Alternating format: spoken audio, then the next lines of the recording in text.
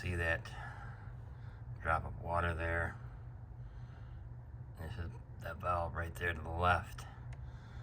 That seam right there, we see all that moisture. That is all coolant that is leaking into the cylinder, causing that problem. Currently have the system under 20 pounds. We had it 21, slowly losing the pressure. But you can see there clearly,